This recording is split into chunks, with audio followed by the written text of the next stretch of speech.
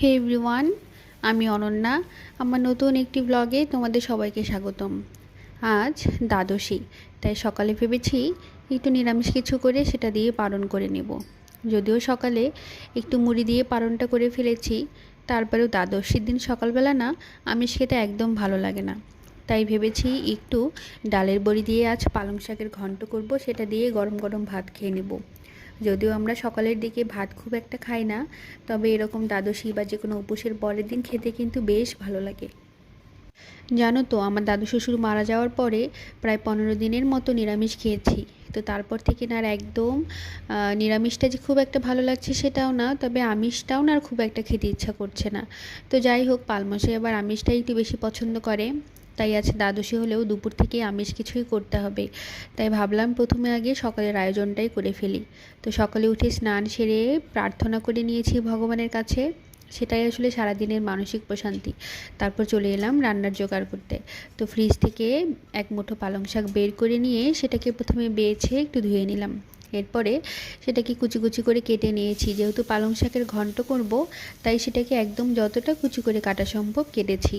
এরপর একটা কড়াইতে বেশ খানিকটা সর্ষের তেল গরম করে কাঁচা লঙ্কা আর কালো জিরে ফোড়ন দিয়েছি। এরপর দিয়ে দিব আগে থেকে কুচো করে রাখা আলুগুলো সামান্য ভেজে নিয়ে এবার আগে থেকে কুচি করে রাখা পালং শাকটা দিয়ে দিব। দিয়ে পরিমাপ মতো লবণ আর হলুদ দিয়ে ঢেকে দিব অল্প আঁচে।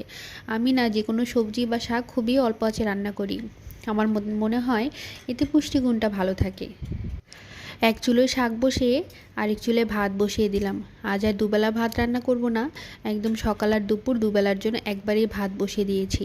আর এই যে ভাত উতলে উপরের দিকে ফেনাটা যেটা আসছে সেটা ফেলে দিচ্ছিলাম।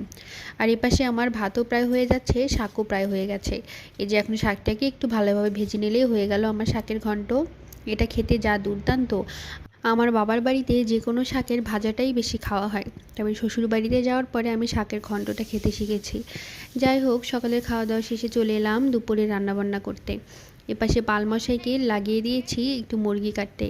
আসলে শ্বশুর বাড়ি থেকে যখন আসি তখন আমার শাশুড়ি একটা দেশি মোরগের মাংস দিয়ে দিয়েছিল। তো সেটা আমি না কোনোভাবেই কাটতে পারছিলাম না, তাই বললাম যে তুমি একটু এটা কেটে দাও আর আমি ততক্ষণে মাছটা রান্না করে ফেলি। তো এখানে আমি রান্না করছি বাটা মাছ।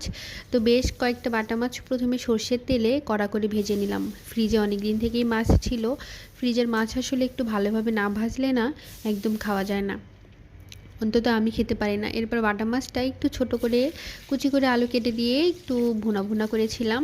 আর সাথে করব আছে পালমশাইয়ের জন্য মুরগির মাংস। আমি যেহেতু মুরগি খাই না, কিন্তু সে তো খায়, তার জন্য আমাকে